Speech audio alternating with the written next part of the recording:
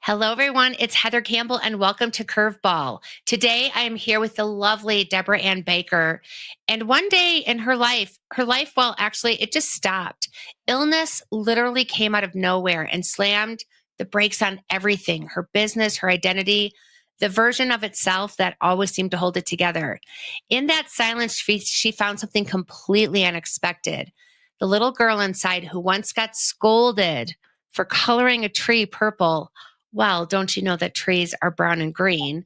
And decided back then to play it safe and stay quiet with literally nothing left to lose. She picked up a paintbrush, ditched the rules, and let the messy wild truth spill out.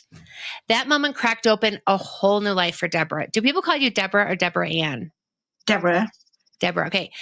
That moment cracked up in a whole new life for Deborah. The abstract, intuitive impressionism process, her book, There is No Such Thing as Purple Trees, and her mission to help women shake off perfection and finally be heard. That's amazing. Deborah, welcome to Curveball. Thank you. It's such a pleasure to be here, meet you, and have an opportunity to speak with you. Oh my gosh. So let's start with that purple tree. How old were you? What happened? And can you even believe that somebody would tell a child in pure imagination that they're being naughty for not following the rules in art? I tell you, I was 6 years old.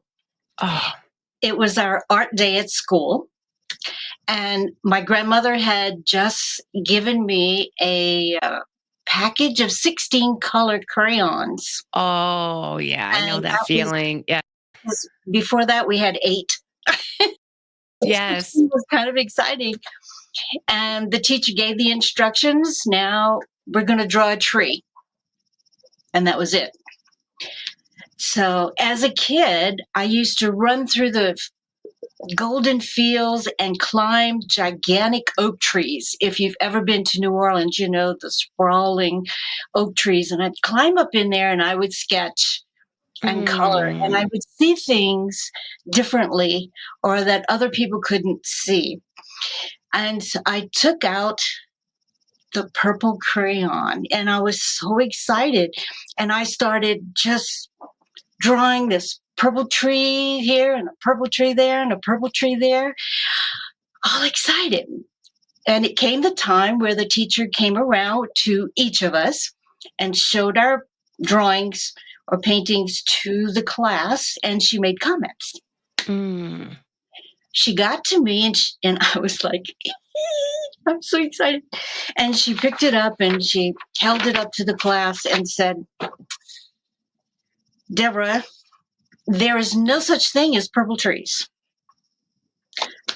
I was devastated. All that enthusiasm, all that joy, just like drained out and wanted to melt into the floor. I wanted to go under the desk. I wanted to run out. My heart was pumping. I didn't know what was going on. What did I do? Why is it wrong? Why is she picking on me? Right. And so as a kid, you don't have the words to be able to explain what that experience is or what it does to you, but you have that feeling that, boy, I'm never going to do that again. Right. Like it's stunning. Like you can have just one of those things that sticks in your mind forever. I just have to ask you, have you ever heard of the song by Harry Chapin called Flowers Are Red? No. Okay. Write that down because it is exactly your story. And I remember the first time my mom played that for me, I don't know, I must have been like maybe 10 and I just cried and cried for this little boy. Oh my gosh. Yeah. Same thing. God. But it's really, so that is something that like stopped you in your tracks. And then looking back, obviously, like when you're 6, like you don't have the language to say, well, obviously I've learned that there's consequences somehow for doing, like looking back on your life then, how did that comment, do you think, control how you approached art then, even as a young child from that point forward? It wasn't only art. It touched every thread, every fabric of my beingness. What happened was when I was walking home from school, I had folded that drawing into such a tiny little tight spot, and I put it in my pocket because I didn't want anybody to ever see it. And the crayon was there, and I put my hand in the pocket, and I remember I was holding on to it so tightly I broke the crayon. Oh my And so gosh. I decided from then on, purple wasn't my color. It was not going to show up in my life. And so I just ignored it, even though coming up through life, I mean, I saw purple flowers, I saw lilacs, walked by store images, and there was purple things all around. But I Right. had this mask where I really couldn't see purple. It just didn't exist. What else happened is when you feel small, when you feel diminished, when you're told that's not going to happen, or if you're told that's not good enough, all of these things then become your persona. And Oh my so the gosh. mask Right. begins to get thicker and thicker. And to that becomes the whole personality. And so what happened from that, just to give you an example of how it goes through your entire life. When I was in elementary school, I decided, okay, I'm going to be perfect. Oh, okay. I'm going to do everything right. I'm only going to Yes. talk when I know the answer. I'm going to follow the rules. And I'm going to be the best student there is. And were you all those things? Oh, gosh, to the T. Oh To the my T. gosh. In the fifth grade. And I'm sure that there was a lot of time though. You set out this goal because I know what it's like to set out sort of a grown up goal at a really young age. And I look back and I'm just like, oh my gosh, all the things that decision influenced my life. But the thing is you probably did it and you were like, this is amazing. I set out this goal to do this. And look at me, I'm doing all of it. And it's not like, it's not like if you're going down like the wrong path, it's horrible the whole way. But you knew that something was, did you know something was missing or that you were like quelling something a little bit to stay small? Were you aware of that? Like, I better not do that. Like when you're like, say, a junior in high school, even, or has it just become so much a way of you living? Like, I'm just going to be this perfect human. Well, an example of the fifth grade. Mm. At the end of the year, there was an assembly. All the parents and the school was there. They gave out 7 medals. I think it was 7. And I walked away with 4 or 5 medals: mathematics, English, science. I love science. Right.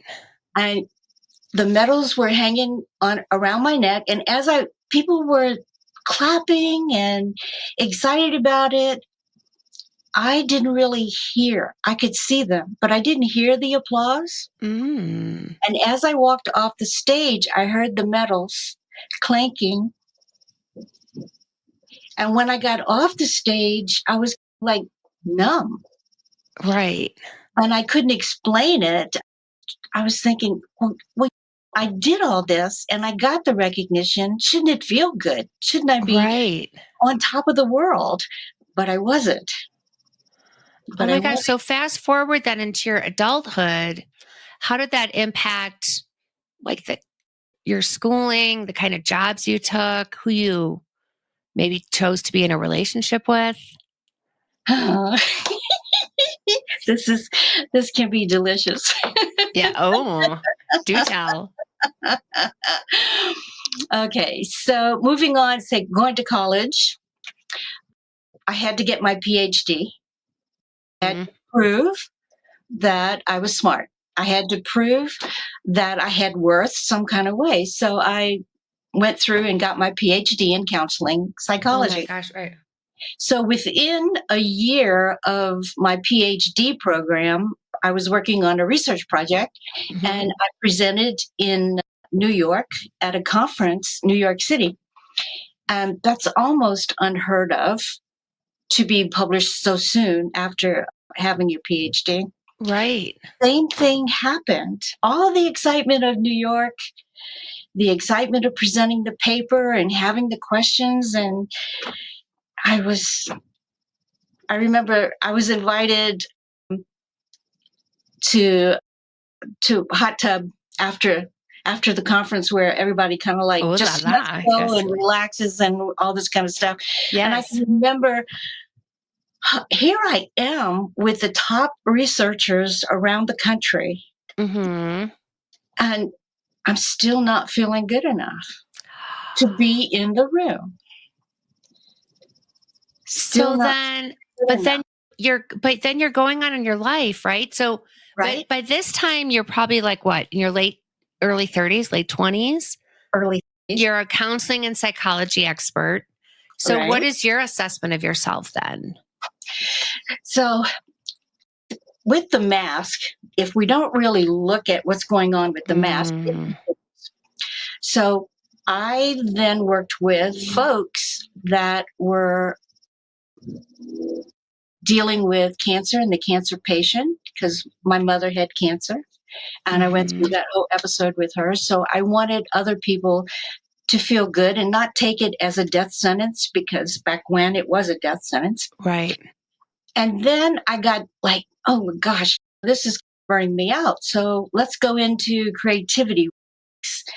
What makes kids geniuses? And started looking at that. And Mm-hmm. then I was helping people go through their emotional upsets using creativity, using painting, using drawing, using color, using music or dance, whatever it took to be able to go through and express those feelings. And I worked with these folks, and I was thinking, you know what?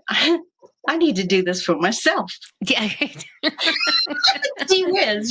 Right. Yeah. And then that's when I got the diagnosis of cancer. Okay. So what did that unraveling? Okay, so you're diagnosed with cancer. So what did that unraveling reveal to you about the life you'd been, I guess I want to say living, but also performing too? Oh, And performing. what did you learn about yourself in that stillness? Well, first of all, you go through the whole devastation of receiving that kind of a message.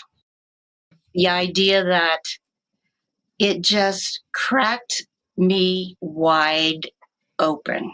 Mm. So, as most people think of, hindsight, it was the best thing that ever happened to me. Oh, sure. Right. Yes. Hindsight. Going through it, it was devastating. It was painful. I was angry. I didn't know what I did to create this. And then during the healing process, I decided to take out my paint and my brushes.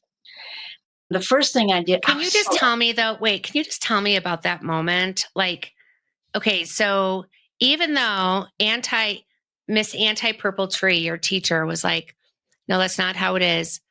You still had paintbrushes, so you still were doing this. You incorporated creativity into your own practice, right? So it's pretty amazing. right. So you never said no to creativity, but tell me about that moment, like when you really were like, because I want people to know what it feels like when you really get the message of something that's going to move you into alignment because it's not always loud. A lot of times it's super, super, super quiet. And sometimes, like, my little alignment voice sits on my right shoulder. I hear her in my right ear, and she's like a whisper.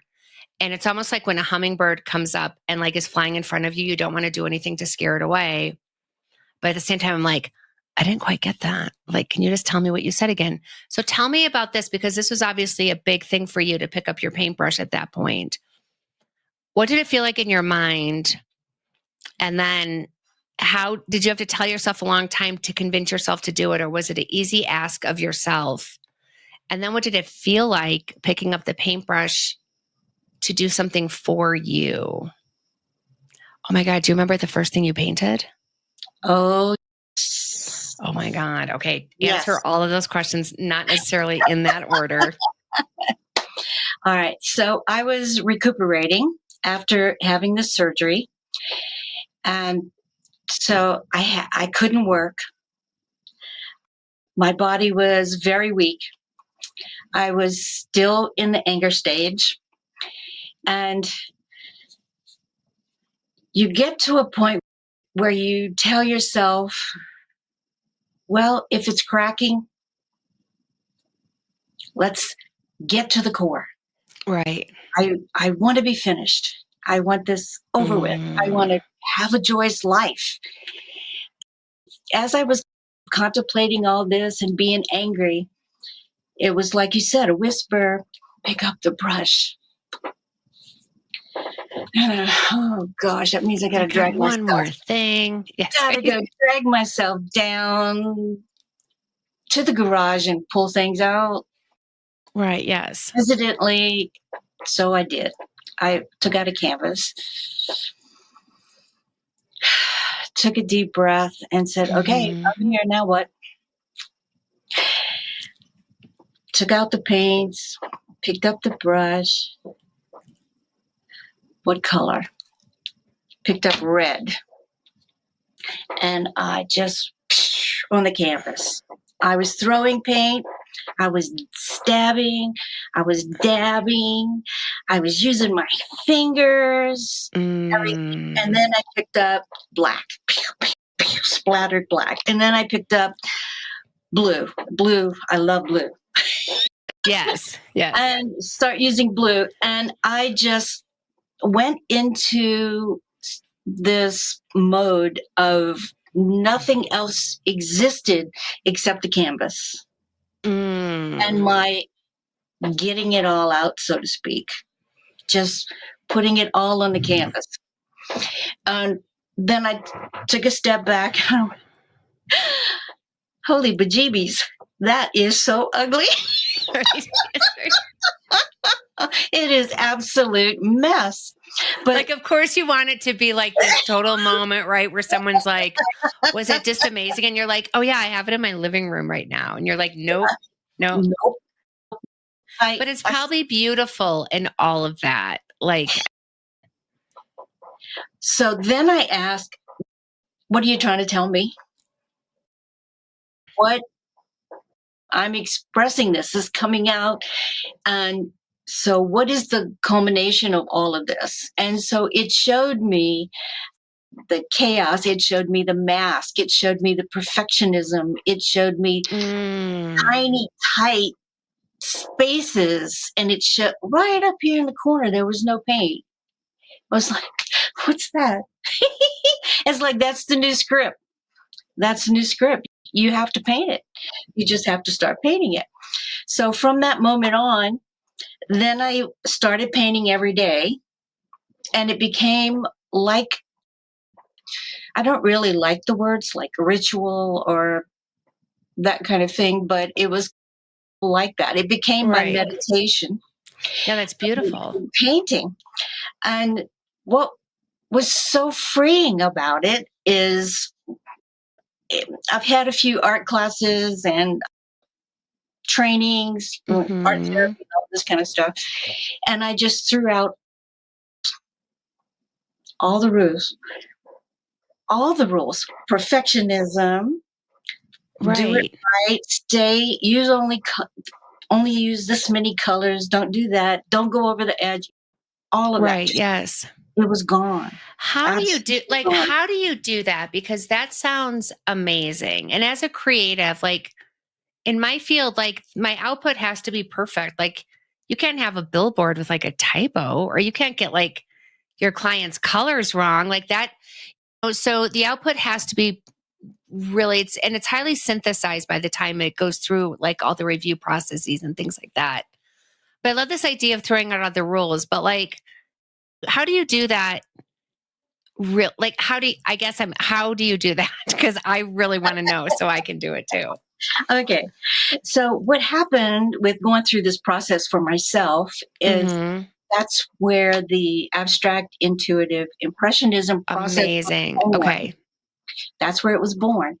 And so basically what it is you just throw out all the rules and you just cover the canvas in whatever color you want to use, Mm-hmm. lightly. And then you go in and you move. You might want to dab. You might want to do some Mm-hmm. type of writing. You might want that, but you layer and layer. And then you step back and Mm. you look at it and you say, okay, so what is it you want to be when you grow up, so to Right. speak? Yes.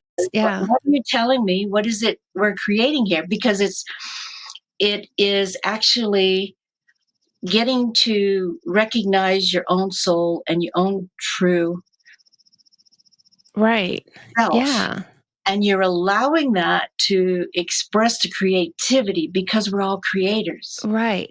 You And know if we what? I don't, love this so much. And I think one of the things that a lot of people, because I remember, because I was always really pretty good at art. So I was after sixth grade was sort of the age that you all of a sudden were good or not good at art. And it became an elective. uh-huh, And so, and then also in high school was an elective too. And so I just think it's really quite interesting, but also like really sad that we stop kids from that. Like we don't even teach kids cursive anymore. right. So now you're making art optional or only teaching it from grades like kindergarten through sixth. And then you're either good or not good at art. So therefore that's going to determine your future with art. So how do you overcome a rule where we're told, obviously I like art. And some people might say that's not good art or that's not bad art, but it's pleasing to me. But like this looks like it seems pretty perfect. Like, wow, someone spent a lot of time on this. It's amazing. So how do you, when something like art has this reputation, you have to be good at it. How do you detach from that just crushing perspective that's been forced upon us from such a young age? You just got to do it. Are you just like, you just got to do it? Yeah. Well, Stop you trying do to have figure to, it. Stop thinking. you have to do it. Okay, you have to do it. But it comes also from reaching that part of yourself that is authentic and it is your Mm, expression. And the worth comes in. Is it good enough? How does it hold up to anything else? right. The idea Right. is it's you, it's unique, it's your Mm, expression, and there is an audience for that. right. And so there is no competition. And the idea, I still have Miss Perfectionist sitting on my Oh, shoulder that yes. Yeah. whispered to me all the time. I just had to put the brush down. I said, I'm finished with this painting. Right. And walk away. And then, like, I'll see it because I usually put them on the wall so I can look at it and say, oh, do I need to do something else? Right. Yeah. Miss Perfectionism. Oh my gosh. She wants to just get in Yes. there and mess it up. Right. Yes. Yeah. So it's just to say, okay, honey, I understand. You've been such Right. a help to me all my life. Now I think I like it the way it is. Oh my gosh. I love that you said that because, like, I was talking with someone, like, I love a limiting belief that reveals itself. Like, I have a really good friend and client, and she is like a meditation teacher, a happiness expert. Like, she is just, she defies explanation. Like, she's just this amazing human being. And I remember, like, having a meeting with her, and I really had something heavy going on, and she could tell. And I'm like, oh my gosh, I'm just having this like really limiting belief. And she's like, oh my God, this is the best news ever. I love hearing that. And I'm just like, and I'm like upset, and I'm just like, what do you mean by that? She's like, well, I really believe like when you have a limiting belief and then you become like very aware of it, it really means like it's revealing itself to you because now you're going to have awareness of it because you created it at some point in your life to help you. And it's just revealing itself because it's probably getting ready to go. And I was like, oh my God, I love looking at that. And I remember that like the next day I was journaling and I was like, hey, limiting belief, like I'm articulating what you are, but I don't really need to know exactly how or why. I just know that I created you and you helped me. But you know what? I've changed a lot. And I think your services are actually no longer needed. I'm not kicking you out. I just want you to know, like, I know, like, we're getting ready to separate. And I just want to thank you for your service. And then, like, I don't know, a couple days later, sometimes it's a few weeks later, I can literally feel what it feels like when I'm processing it, because the same thing happens all the time. So it's a super cool thing. But it's Right. like, it's not fighting that limiting belief too, because it was our creation. Like, you playing small was something that I just interviewed somebody and we just had the deepest conversation about psychological safety. And it has been blowing my mind because I start to see all these parallels. It was not safe for you to be creative in a place where it should be the safest, which is school and in your family and things like that.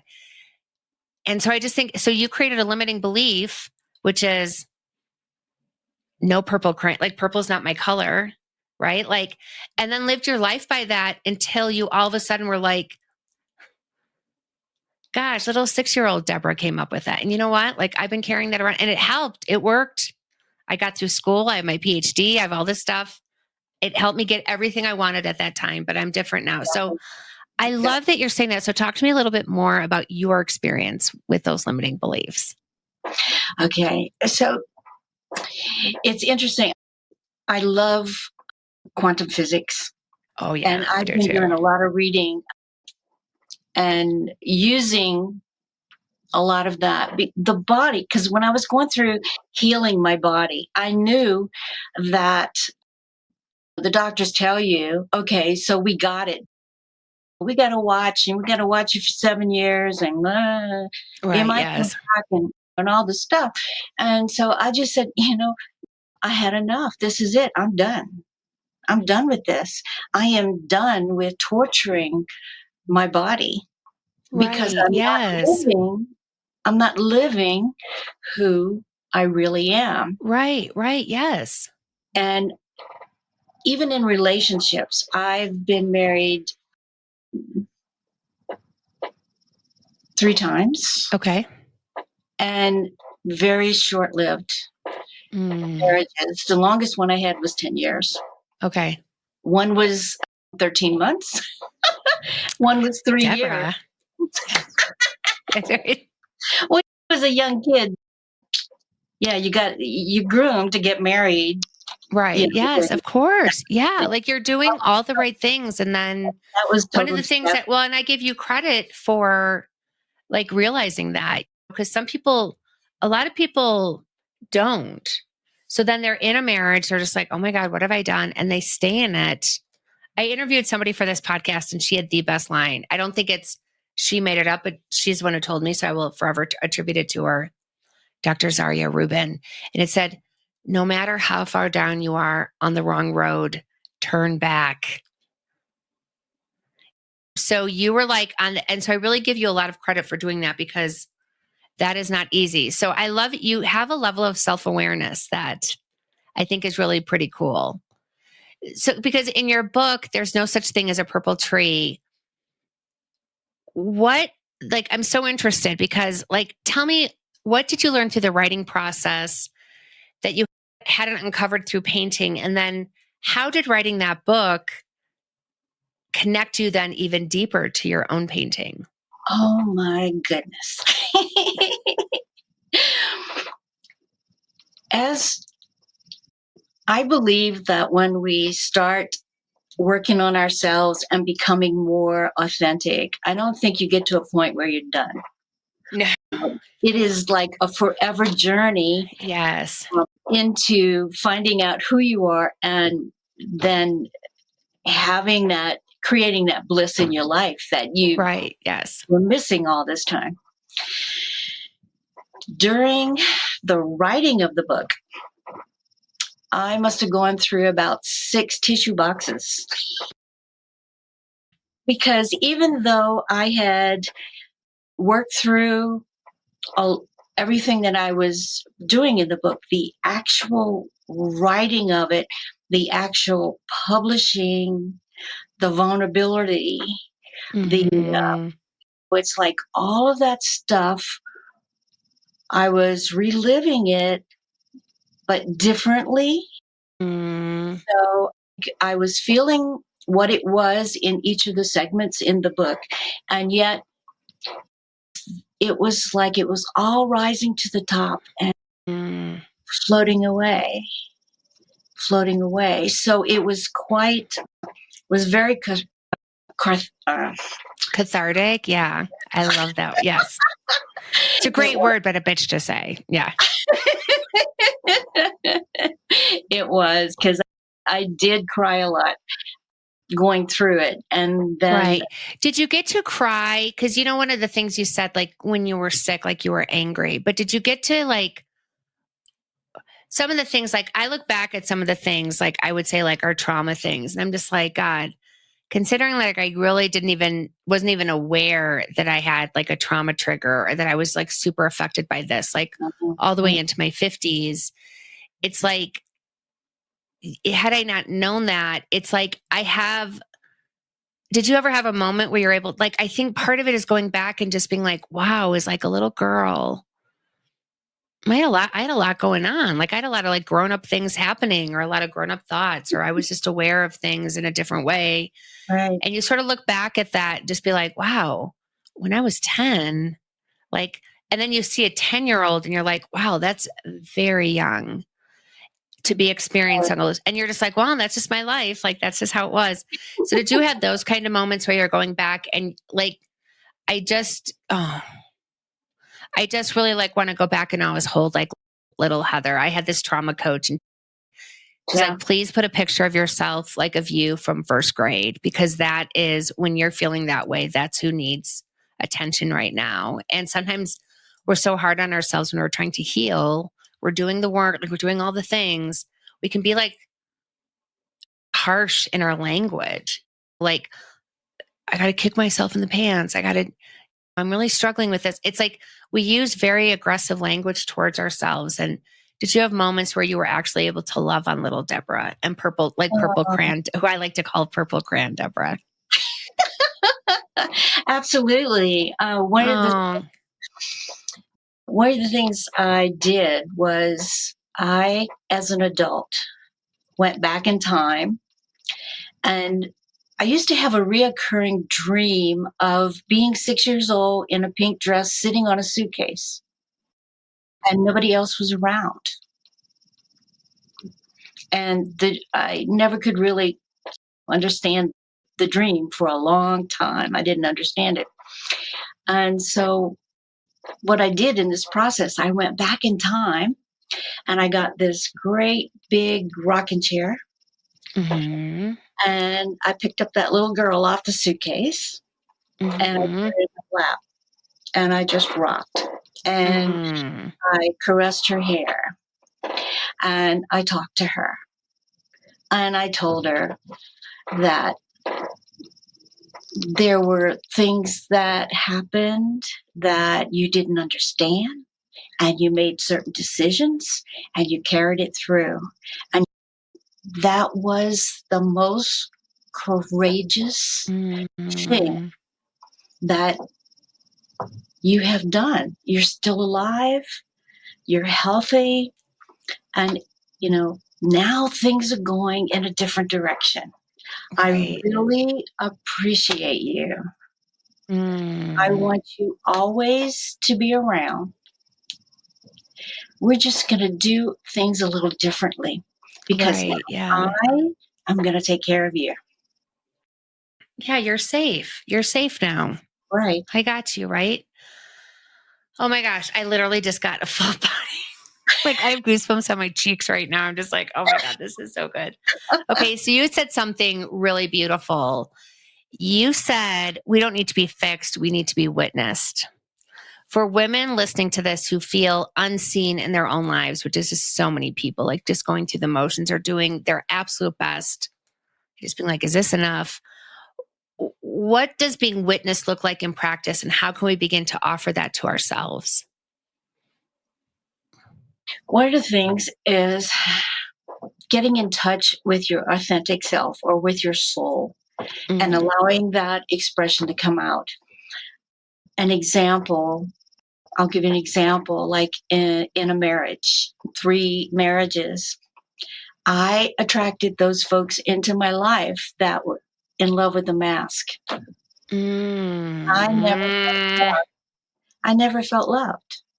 I could love deeply, but I never felt love. And so when I ask why, it was because I wasn't being loved for who I am. Right. I was being loved for the expression Okay. I was projecting. Hold on a second. That needs to be your next book. Like, I'm serious.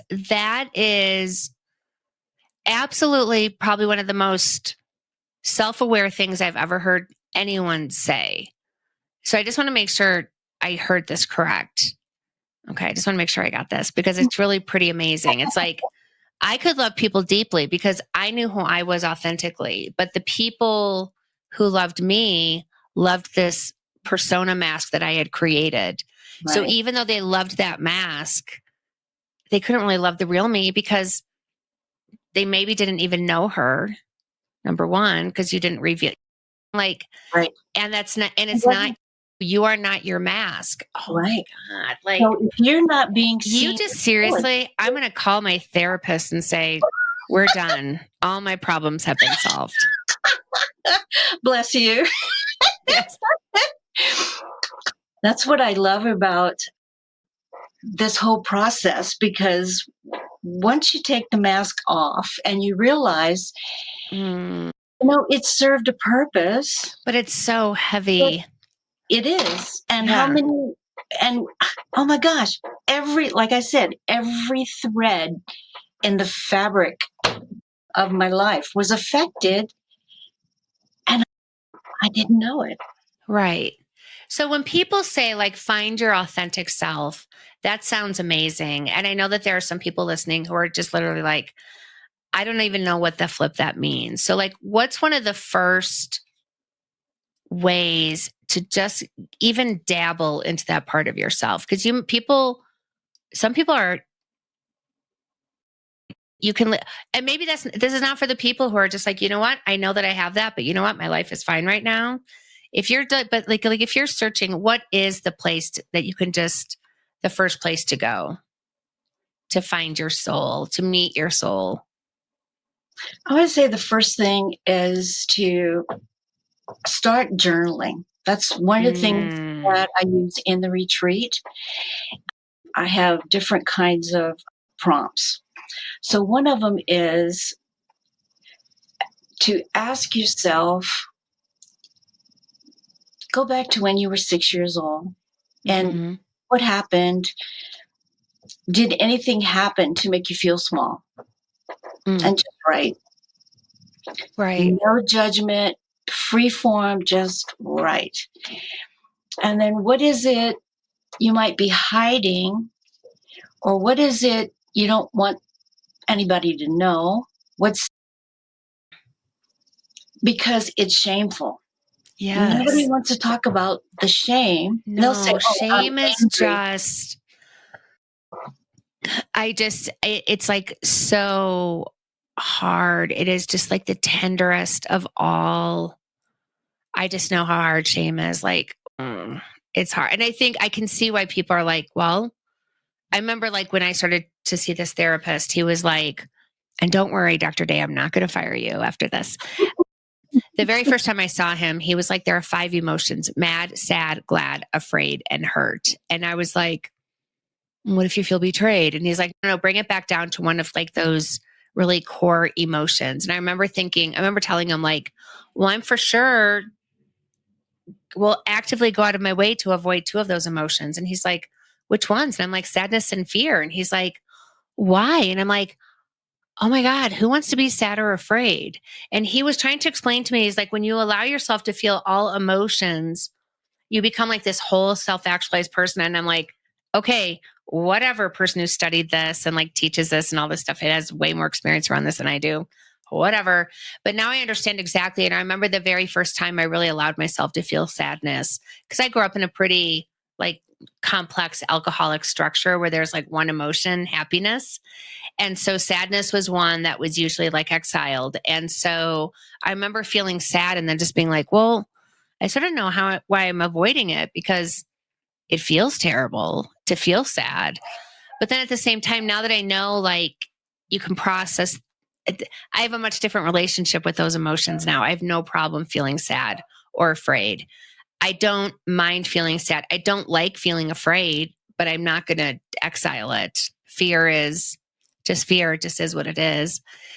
And so that's just so interesting. So I think you were just really reminding people just to be really tender with yourself. There's no right or wrong answer. There's nothing. You won't get in trouble. Like, I have a really good friend who helps people write books, and she's like, sometimes like people have these very complicated families. They're an only child and both their parents are dead. Nobody would, and they still feel like they're going to get in trouble if they write about this stuff. So you're not going to get in trouble. It's safe to do that. Mm-hmm. Mm-hmm. Right? That's the thing about, you don't like, you embrace the 6-year-old. You don't throw her out with the bathwater. No, because if a 6-year-old were in front of you and they were really struggling, if a 6-year-old came up to you and said, I'm lost, you wouldn't be like, this is a massive inconvenience for me. You're on your own, kid. You wouldn't. You would help that. Well, I would hope you would help that child. You know what I mean? But we do that to our own feelings all the time. That's why I like thinking about it, like really thinking about it when you get triggered, thinking about your little self in front of you, because you're going to treat yourself with so much more tenderness. Exactly. And then you gain so much compassion for yourself. Mm-hmm. And then that goes out into the world. And with embracing, if you look at it as two sides of a coin, mm-hmm. you could have anger and you can have joy. Right. It's two sides of the coin. It's like one extreme to the other extreme and all the in between. Right. But if you're coming, and if you're coming back to wholeness, then you accept it, but you don't, what I'm trying to say, you accept it as being okay if you get angry. It's okay if you're sad. It's okay if you're joyful. It's okay if the souffle drops. Yes, right. Yes. It's okay if the attachment doesn't go through on the email. Yeah. It's like all these things that we think are just like the most important things in the world. It's okay, and it happens. What's important is, how do you want to view it? How do you want to accept it? How do you want to work with it? Right. It's like the whole world right now, what you're hearing in the news, it's like, it's chaotic. The weather, people, I protect myself. Pick your flavor. It's, from all there's of that. A lot. Yeah. The thing of it is, it's always going to be happening to whatever extreme that you yourself may be resonating with. So can you say that? Can you just explain that just a little bit? Because I said like that hit, but I'm not sure if I entirely understand it. Like, I think that's one of those like quantum physics things where you're like, okay, I get it. And then you're just like, wait, I don't get it at all. Yeah. So what is that? Okay. So we're energy. Mm-hmm. We have different form. Each one of us has a certain signature frequency, so to speak. Okay. So if I am angry and I go out in the world and I'm vibrating this chaotic situation, right? What am I going to be attracting with it? Right. So this is the playing field. It is. We're the architects. This is the playing field, and it aligns with what we're resonating with. Right. Right. That is so interesting. I get it now. Thank you for helping me. Which is like, if I'm going to look, it's just like, it's I know sometimes it doesn't feel like you have a choice in how you feel about things, like, or how you respond to things. Like some things are really hard and they're really unfair, but you're like, it's still a choice. And I think what I'm hearing is you're like, yes, it is. And you can feel all the different choices, but you got to feel your Where way do you through want to it live? too. Where do you want to live? Yeah. It's like, yeah, exactly. Like, how do I want this? I remember reading this book, oh my gosh, years ago. I want to say, oh my God, do you remember Dr. Laura Dispenza? Oh, yes. Okay. I think it was a Dr. Laura book because I was like a fan of hers, like for a long Ah. time back, because she was tough, but she also sometimes gave good advice. But now she gives some advice that I'm like, that's really like the worst advice you could ever imagine.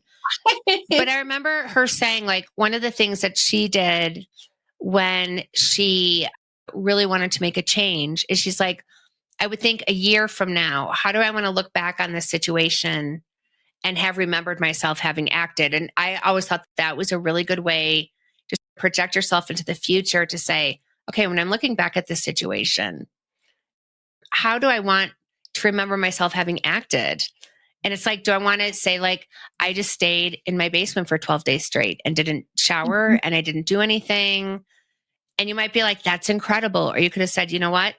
I faced it and I did this, right? Like, I don't know. That's always been like a very helpful thing for me when I want to think back to how I acted in a certain situation. Cause I usually will end up getting to like the better action from that. Yeah. And if you want to make it a little more ridiculous, Please, always. Yes. instead of just saying like a year from now, I said, in the light of all eternity, what is this blip? Mm, right. Because it's a blip if you don't live there, if you don't let Yes. rule your life. Yes. Well, they say, I remember my friend Monique, who's also my client, who's also this amazing person. I remember her telling me, she's like, Heather, emotions in their purest sense last for 90 seconds. I said, oh, that is some serious bullshit. I've had some that have lasted for like 30 years. And now I understand exactly what she means. It's because I have been attaching to those. And you can actually feel the emotion and process them truly within like that, like in that window, and feel the whole emotion, good, bad, sad, afraid, hurt, all of it. And then process it. Like it is, I just know that that is possible because I trained my brain to do, I trained my brain last summer to do that. Deborah, you are absolutely the most wonderful, joyous, radiant, creative, smart person. I love this mix of all these of my favorite things together. And so tell me, you have something special for my audience if they want to start exploring creativity in their life. And what is that? I have a purple tree toolkit that I would like to Mm, offer for free. That just email me, and I'm sure okay. we have links, whatever. Uh, Yes, we'll have links in the show notes, everybody. yes, and I'll send that out to you. And I do answer every email. So if you have any Wonderful. further questions or you want to tell me a story, I love stories. I love people's Oh, stories. wonderful. And then you have retreats and things like what are the different ways that people can work with you? At the moment, I am gearing up for this brand new retreat. It may be a couple of months down the line, or I might wait to the spring. Oh, okay. And it'll be 4 days, 3 nights. We'll go through a beautiful setting in the Pacific Northwest, Lovely. uh, around water and nature. And the retreat is all about coming home to yourself. And Mm, we journal, we dance, we play is a big part of it. We yes. play and we splash paint and express ourselves through the paint I and love that. and create a painting that you will the participants take home that is Mm, representative of their newfound self. So that is that's kind super of exciting. cool. And we Yeah. have circles at the end of the day, sacred circles where we debrief what's happening, what's going on, Mhm. learn how excited are you, whatever it happens to be, a sharing, that kind of thing. Now, I've done that with smaller groups, and it's been very, very exciting, revealing. It's called the Revelare, which is The Latin, Revelare. I love that. for the big reveal. Oh my God. I just got goosebumps again. As a marketing person, I